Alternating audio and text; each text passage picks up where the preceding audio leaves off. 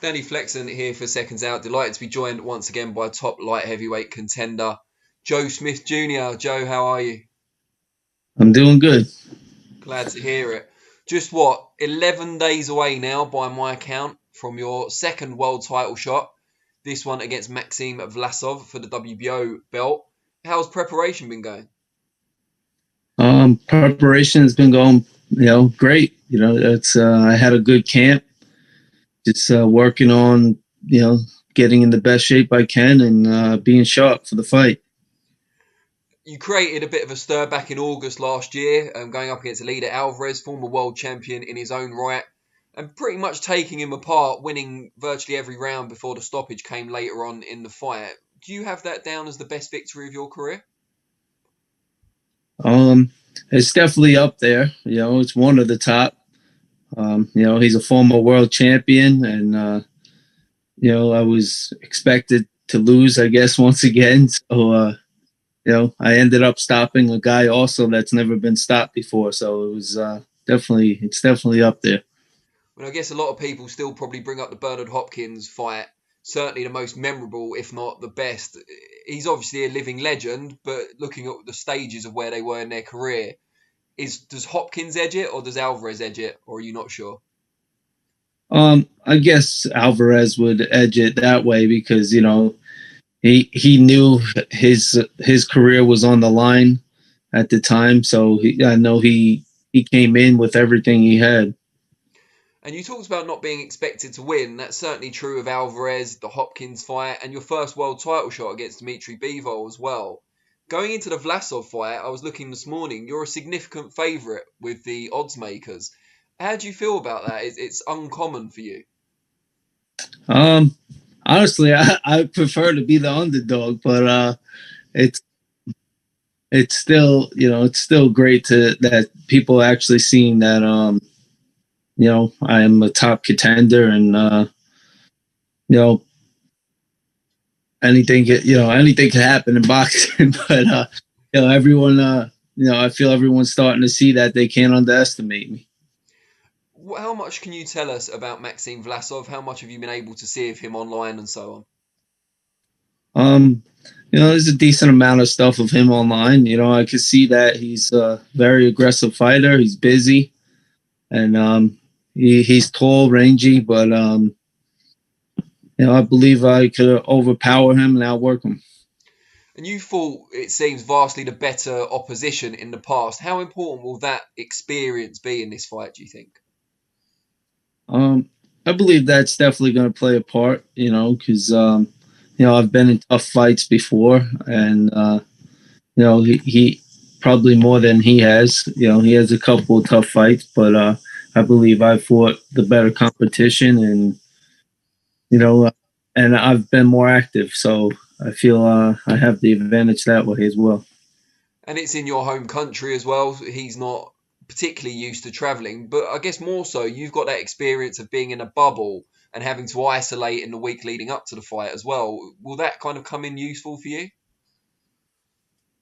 Possibly, I mean, you know, us fighters, that's how we train every day. We get up, we train by ourselves or without just our team, and so for me personally, it's nothing new, but it it is a little different fighting without your fans and family and stuff around. But like I said, we do it every day in training.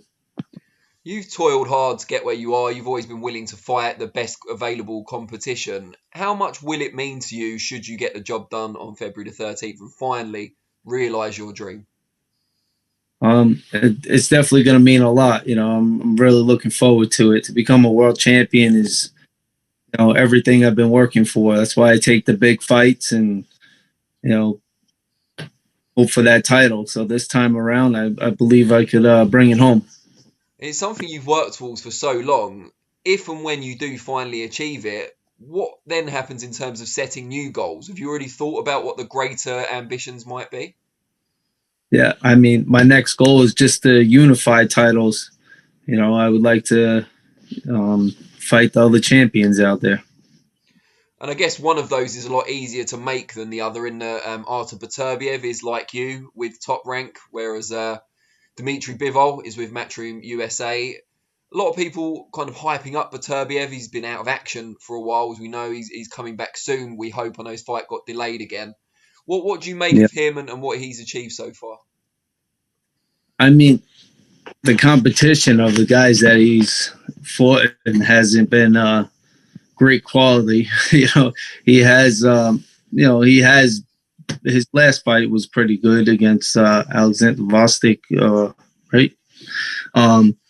Yeah, that was his biggest win, I would say. But I would definitely be looking forward to getting in there with him if it could happen. Who do you think, outside of yourself, is the best light heavyweight in the world today?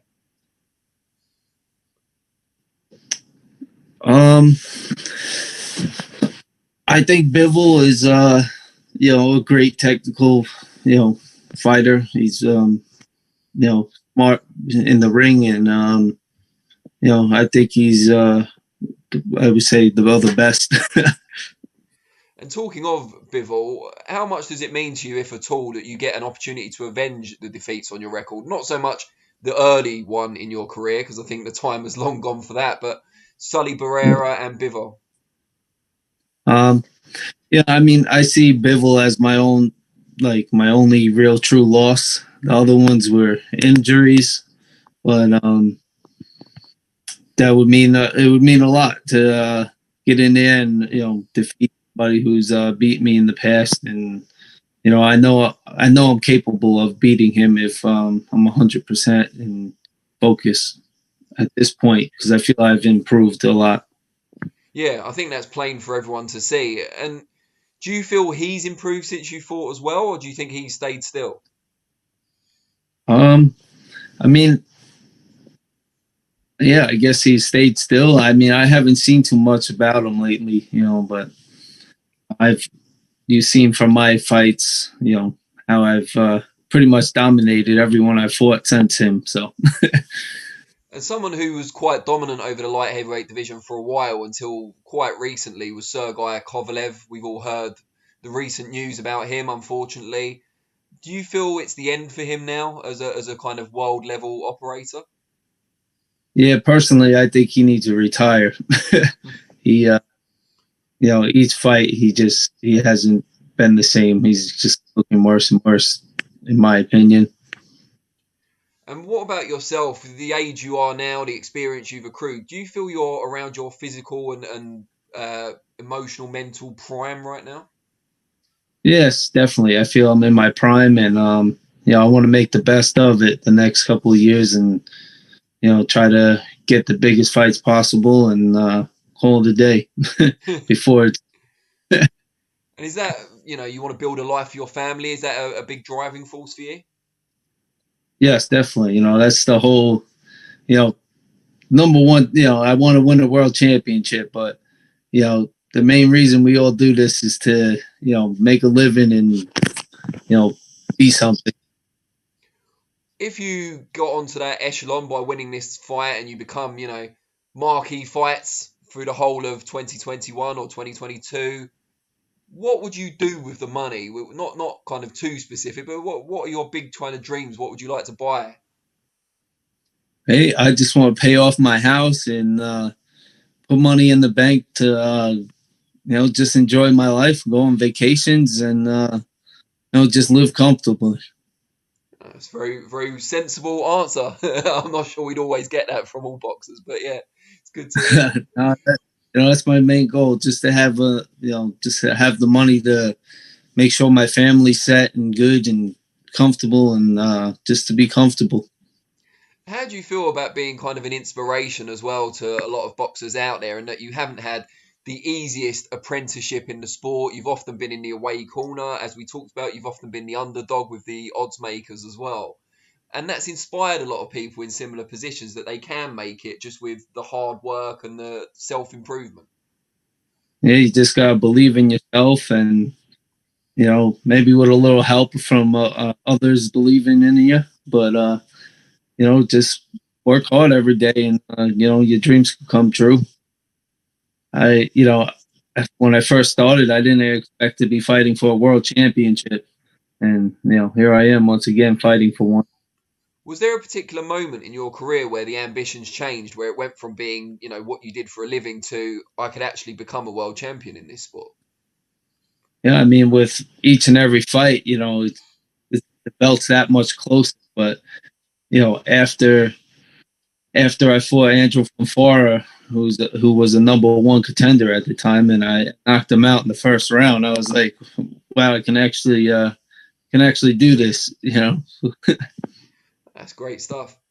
Well, I want to wish you the very best of luck for the 13th of February, and hopefully we can catch up again with you as the new world champion. Yeah, I hope so. I plan on bringing it home, so I'll have the belt on my shoulder next time I see you.